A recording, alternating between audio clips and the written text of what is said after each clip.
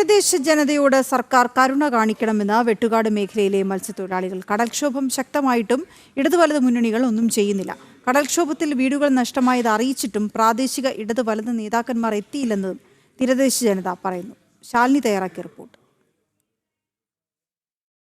തലസ്ഥാന ജില്ലയിൽ അതിശക്തമായ കാറ്റ്, അതിശക്തമായ കടൽക്ഷോഭമാണ് ഉണ്ടായിക്കൊണ്ടിരിക്കുന്നത്. തീരദേശ മേഖല അമ്പാടെ തകരുന്ന ഒരു സാഹചര്യത്തിലേക്ക് കാര്യങ്ങൾ പോവുകയാണ്. നിരവധി വീടുകളിൽ വെള്ളം കയറി, നിരവധി വീടുകൾ കംപ്ലീറ്റ് ആയി നിലം പതിക്കുന്ന കാഴ്ച, കടലിൽ പതിക്കുന്ന കാഴ്ചകൾ നമ്മൾ കണ്ടു. ഇപ്പോൾ ദൃശ്യങ്ങളിലേക്ക് പോവുകയാണെങ്കിൽ ഏത് നിമിഷവും കടലിൽ പൊത്തും എന്നുള്ള രീതിയിൽ നിൽക്കുന്ന വീടുകൾ നമുക്ക് കാണാം. ഈ വീടിന് തൊട്ട് സമീപത്തുള്ള വീടാണ് കഴിഞ്ഞ ദിവസം ഉച്ചയോടുകൂടി പൂർണ്ണമായും കടലിൽ പതിച്ചത്. ഇപ്പോൾ ആ വീടിന്റെ അടിഭാഗമൊക്കെ കണ്ടാൽ അറിയും ഏത് നിമിഷവും അത് പൂർണ്ണമായും അത് കടലിലേക്ക് വീഴുന്നൊരു സാഹചര്യത്തിലേക്ക് എത്തുകയും ചെയ്യുകയാണ്. അതിന്റെ ഒന്നും തന്നെ കോൺക്രീറ്റുകളോ ഒന്നും തന്നെ ഇല്ല. ഈ ശക്തമായ കടല് കയറുന്നു, ഒപ്പം തന്നെ ശക്തമായ കടല് അടിക്കുന്നതിന് മുഖേന ഇതെല്ലാം തന്നെ കടലിലേക്ക് പോവുകയാണ്. ഇപ്പോൾ തീരദേശവാസികൾ അവരുടെ സുരക്ഷ മുന്നിൽ കണ്ടുകൊണ്ട് അവരുടെ വീടുകൾ സംരക്ഷിക്കാൻ, അവരുടെ സ്വത്തുക്കൾ സംരക്ഷിക്കാനായിട്ടുള്ള ഇടപെടൽ അവർ തന്നെ നടത്തിക്കൊണ്ടിരിക്കുകയാണ്.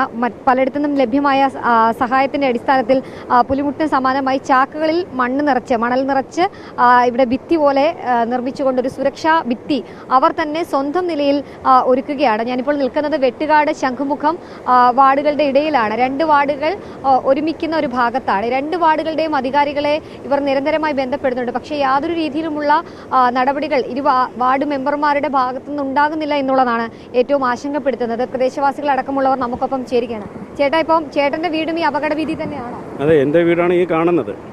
ഇത് നമ്മളൊരു അളിയൻ്റെ വീടാണ്. അപ്പോൾ രണ്ട് വീടിനും സേഫ്റ്റിക്ക് വേണ്ടി നമ്മൾ ചെയ്യുന്നതാണ്. അപ്പോൾ 3-4 ദിവസം കൊണ്ട് രണ്ട് പാർട്ടിക്കാരും ഏത് പാർട്ടി വിളിച്ചു കഴിഞ്ഞാൽ അവർ ഫോണ് എടുക്കുന്നില്ല. അതിനുള്ള ഒരു പാർട്ടിയുള്ള ഒരു അധികാരികളും വന്ന് ഇതിനുമായിട്ട് ബന്ധപ്പെടുന്നില്ല. ഇതിപ്പോൾ നമ്മുടെ സ്വന്തം റിസ്കിൽ നമ്മൾ ചെയ്യുന്നതാണ്. അപ്പോൾ നമ്മുടെ വെട്ടുകാട് പള്ളിയുടെ നേതൃത്വത്തിലാണ് ചാക്കും തന്നു. അവർ ലോഡ് ക്ലേയും മണലും നമുക്ക് ഇറക്കി തരുന്നത്. പള്ളിയുടെ ചിലവല്ല, അവർ ഒരു റിസ്കിൽ ലെറ്റർ കൊടുത്തിട്ട് അവിടെ നിന്ന് ക്ലേന്ന് മണലിറക്കി തരുന്നതാണ്. അപ്പോൾ നമ്മൾ ഒരു ലോഡിന് ഇത്ര രൂപ വെച്ച് കൊടുക്കുന്നുണ്ട്. പിന്നെ ജോലിക്കാർ 10-15 ജോലിക്കാരുണ്ട്, അവർക്ക് നമ്മൾ കൊടുക്കണം. അപ്പോൾ ഇതിൽ ഒരു പാർട്ടിയുടെ പങ്കാളിത്തമോ ഒരു ആനുകൂല്യമോ നമുക്ക് ലഭിക്കുമെന്ന് ഇനി പ്രതീക്ഷയില്ല. കാര്യം ഇനിയിപ്പോൾ അവരിപ്പോൾ ഇലക്ഷൻ വരുന്നത്, സാധാരണ ഇലക്ഷൻ വരുമ്പോഴത്തേക്ക് ഇത്തരം ആപത്തുകൾ ഉണ്ടാകുമ്പോഴത്തേക്ക് ഏതെങ്കിലും പാർട്ടിക്കാർ വരുന്നതാണ്. പക്ഷേ രണ്ട് പാർട്ടിക്കാരും ഈ കടൽക്ഷോഭത്തിൽ ഇത് മാത്രമല്ല, ഒരുപാട് വീടുകൾ ഇങ്ങനെ നഷ്ടപ്പെട്ടുകൊണ്ടിരിക്കുന്നു. ആരും തന്നെ തിരിഞ്ഞു നോക്കുന്നില്ല. അങ്ങനെയുള്ളൊരു വളരെ ബുദ്ധിമുട്ടാണ് തീരദേശത്തുള്ള ഞങ്ങൾക്ക്. അതിനുള്ള ഒരു പോംവഴി ഇപ്പോഴത്തെ സർക്കാർ കണ്ണു തുറക്കണമെന്ന് അപേക്ഷിക്കുകയാണ്. അടുത്തൊരു വീട് പോയി നിൽക്കുകയാണ്, അപ്പം വലിയ ആശങ്കയുണ്ടല്ലോ ഇവിടെ താമസിക്കാൻ? അതെ, വലിയ ആശങ്കയുണ്ട്. കാര്യം എന്ന് വെച്ചാൽ ഇത് ഈ കിടക്കുന്ന വീടിൻ്റെ സേഫ്റ്റി ആയിരുന്നു നമ്മുടെ ഇപ്പോഴത്തെ ഇന്ന വീട്. ഇപ്പോൾ അതും മറിഞ്ഞു പോയി. ഇപ്പോൾ അതിൻ്റെ ഒരു എൻ്റെ ഇപ്പോൾ ഈ വീട്ടിലൊരു സേഫ്റ്റി എന്ന് പറയുമ്പോഴത്തേക്ക് ഇതിൻ്റെ 1/4 ഭാഗം ഒടിഞ്ഞു പോയ വീടിൻ്റെ ഒരു സേഫ്റ്റി, ഒരു 1/4 ഭാഗത്തുള്ള നമുക്ക് ഒരു സേഫ്റ്റിയാണ്. അത് കഴിഞ്ഞിട്ട് ഇത് ഇപ്പോൾ രണ്ട് സൈഡിൽ നിന്നുള്ള വെള്ളങ്ങളും ഇപ്പുറത്ത് വരുമ്പോഴത്തേക്ക് ഇതിൻ്റെ രണ്ടിൻ്റെ നടുക്കൂടിയാണ് വെള്ളം വരുന്നത്. അപ്പോൾ നമ്മുടെ ഈ രണ്ട് വീടും പോകാനുള്ള സാധ്യതയുണ്ട്. അപ്പോൾ ഒരുപാട് ആൾക്കാരെ അറിയിച്ചിട്ടുണ്ട്. പാർട്ടിപരമായിട്ടും മറ്റുള്ള രീതിയിലേക്ക് മേൽത്തട്ടിലൊക്കെ അറിയിച്ചിട്ടുണ്ട്. പക്ഷേ ആരും വന്ന് തിരിഞ്ഞു നോക്കുന്നില്ല. സൂചിപ്പിച്ചതുപോലെയാണ് നമുക്ക് ദൃശ്യങ്ങളിൽ കാണാൻ സാധിക്കും. ഇതിന് മുൻപിലായി അടുത്തൊരു നിര വീട് ഇവിടെ ഉണ്ടായിരുന്നു.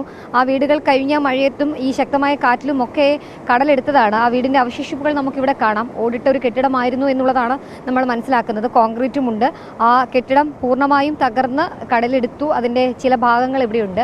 ആ ഒരു ഭാഗം ഇവിടെ കിടക്കുന്നതുകൊണ്ട് മാത്രമാണ് ഇപ്പോൾ നമ്മളോട് സംസാരിച്ച വ്യക്തിയുടെ വീടാണ് എനിക്ക് പിന്നിലായി കാണുന്നത്. ആ വീടും ഒപ്പം തന്നെ അദ്ദേഹത്തിന്റെ സഹോദരന്റെ വീടും കൂടെ സംരക്ഷിക്കാനുള്ള പ്രവർത്തനത്തിന്റെ ഭാഗമായിട്ടാണ് ഈ സർക്കാരോ അല്ലെങ്കിൽ അതുമായി ബന്ധപ്പെട്ട ആരും തിരിഞ്ഞു നോക്കാതെ അവർ തന്നെ സ്വന്തം കയ്യിൽ നിന്ന് കാശെടുത്ത് ഇത്തരത്തിൽ സുരക്ഷാ ഭിത്തി അല്ലെങ്കിൽ സുരക്ഷാ ക്രമീകരണം ഒരുക്കുകയും ചെയ്യുന്നത്. കാരണം ഒരു ആയുസിന്റെ നിർമ്മാണമാണ്, അല്ലെങ്കിൽ ഒരു ആയുസിന്റെ മുതൽക്കൂട്ടാണ് ഒരു വീട്. ആ വീട് നഷ്ടമാകുമ്പോൾ മാത്രമേ നമുക്ക് അത് അറിയാൻ കഴിയുകയുള്ളൂ എത്രത്തോളം ആശങ്കയാണ്, എത്രത്തോളം ബുദ്ധിമുട്ടാണ് എന്നുള്ളത്. എന്തായാലും അതിനു വേണ്ടിയിട്ടുള്ള പ്രവർത്തനങ്ങളാണ് അവരെ ഏകോപിപ്പിക്കുന്നത്. ഈ വീടൊക്കെ നമുക്ക് കണ്ടാൽ അറിയും ഈ ശക്തമായ തിരമാലയും കാറ്റുമൊക്കെ അടിച്ച വീടുകൾക്ക് കാര്യമായി തന്നെ കേടുപാടുകൾ സംഭവിച്ചിട്ടുണ്ട്. ഇവിടെ മുൻപിലൊക്കെ ഇതിൻ്റെ അവശേഷിപ്പുകൾ, മുൻപ് തകർന്ന അവശേഷിപ്പുകൾ ഇവിടെ കിടപ്പുണ്ട്. അങ്ങനെ 100 കണക്കിന് മത്സ്യത്തൊഴിലാളികളാണ് ഈ ഒരു മേഖലയിൽ മാത്രം താമസിക്കുന്നത്. അതിൽ 100 കണക്കിന് വീടുകളുണ്ട്. അതിലെല്ലാം ആളുകൾ താമസിക്കുന്നതാണ്. ആ വീടുകളാണ് ഇന്ന് ആശങ്കയോടുകൂടി നിലനിൽക്കുന്നത്, ആശങ്കയോടുകൂടി തുടരുകയും ചെയ്യുന്നത്.